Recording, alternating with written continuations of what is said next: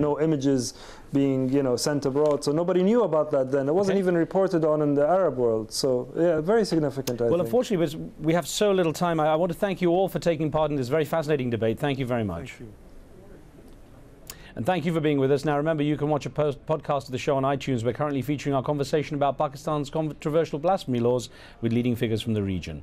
On the next show, Revolution Through Music, rock star and activist Yusuf Islam, formerly Cat Stevens, talks about his new song about the uprisings. Join us for that.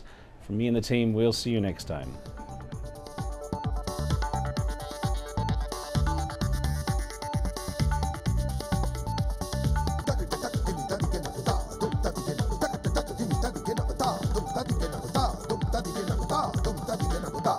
Business Latest is brought to you by the Qatar Tourism Authority and Catalan.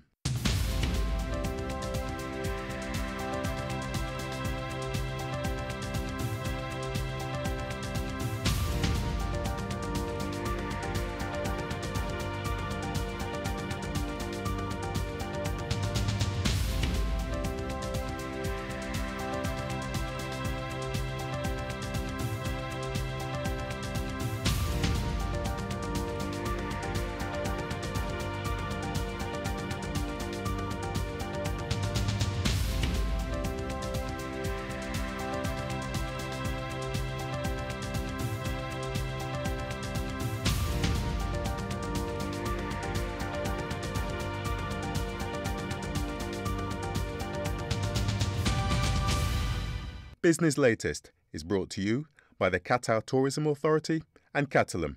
All the news, all the time. AlJazeera.net/English. It's filled with surprises, yet with a touch of the familiar. It's all those things you imagined, and some you didn't. It intrigues and fascinates, and often delights. It's a story of the world, and it's one with many endings. The 5-star global network fly to over 90 destinations on board one of the world's youngest fleets. Qatar Airways, world's 5-star airline. Afghanistan is faced with a huge challenge. Relations have gone really sour between us and our allies. We have inflicted considerable damage on the enemy. The people who make international headlines. Ultimately, the truth will out. They want to stop this publication of information that embarrasses them. Make time for Sir David Frost. Frost over the world.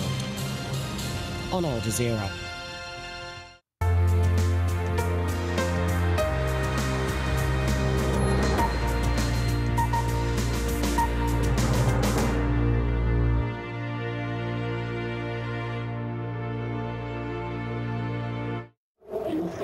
Benghazi celebrates freedom from the regime, while the international community considers sanctions against Libya.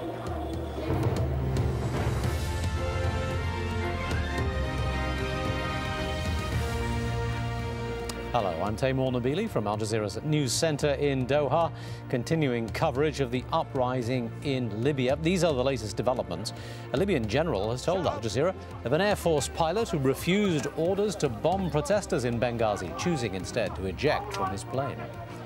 And Libya's former justice minister says he has evidence that Gaddafi himself ordered the 1988 Lockerbie bombing.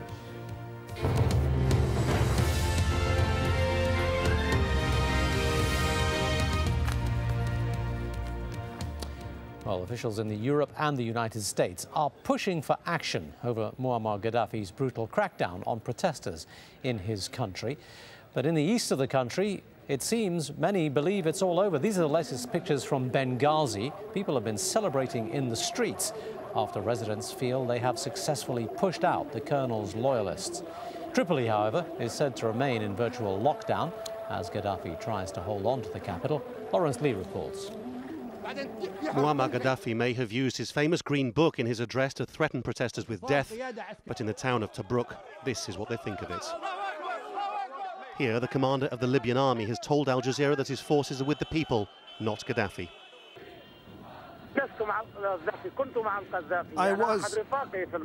I was with him in the past,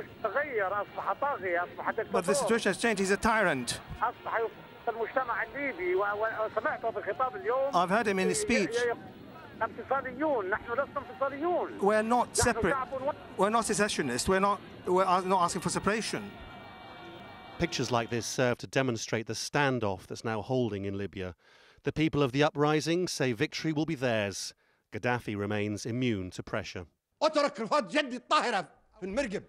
I will not leave the country, and I will die as a martyr at the end. Everywhere it's tense, the situation fluid. This is the town of Misrata in western Libya, which has reportedly fallen to the opposition. If these new pictures are accurate, then they would seem to bear that out, but the country remains split. This video purports to show the aftermath of fighting on the streets of Tripoli between pro- and anti-Gaddafi forces. It's been widely reported from the capital and Benghazi that gangs of yellow-hatted militia have been given free rein to move house to house in the hunt for the opposition. This, Gaddafi's address of Tuesday night, all his tactics have enraged even those who know him well.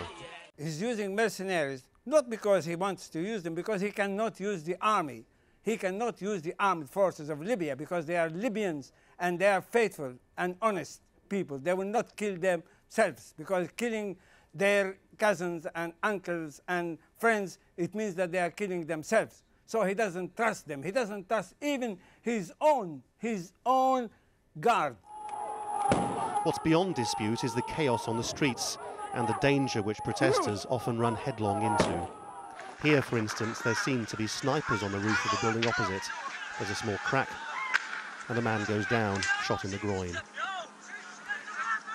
But while the international media is now beginning to find ways into Libya, interpreting the direction events are heading in remains as difficult for people in the country as it does for the outside world. The latest rumour, again unverifiable unless it happens, is that Gaddafi has threatened to blow up his oil pipelines, which would bring havoc to a country already beset by poverty and would have ramifications on oil prices across the world. If that's leading to an exodus of expatriates, then it's this kind of thing which is putting the fear into everybody. These people, whoever they were, tied up, blindfolded and executed. We were passed this picture by a fleeing migrant on the border with Egypt. After he filmed it, he ran. Lawrence Lee, Al Jazeera. Well, even though the people of Benghazi appear to think that the worst is over, there are many who still fear that the violence is escalating, and so many of them are fleeing for the borders. Thousands of people have headed to neighbouring Tunisia. As many as 2,000 of them have reached the Ras Jadar checkpoint by midday on Wednesday, and many more are expected to head that way in coming days. And it's the same situation on the eastern side of the Egyptian border. Thousands of refugees, mainly Egyptians, have been leaving via the Saloum checkpoint. They've been taking as much as they can carry, not knowing when it might be safe to return home. Meanwhile, governments from around the world are sending planes and ships to get their citizens out of Libya. Turkey is mounting the biggest evacuation operation of its people in its history. It has 25,000 people in Libya. Meanwhile, the European Commission says 10,000 EU citizens will be evacuated from Libya as well. Now, in the United States, there's plenty of talk of firmer action and sterner words. Let's go over to Patty Culhane.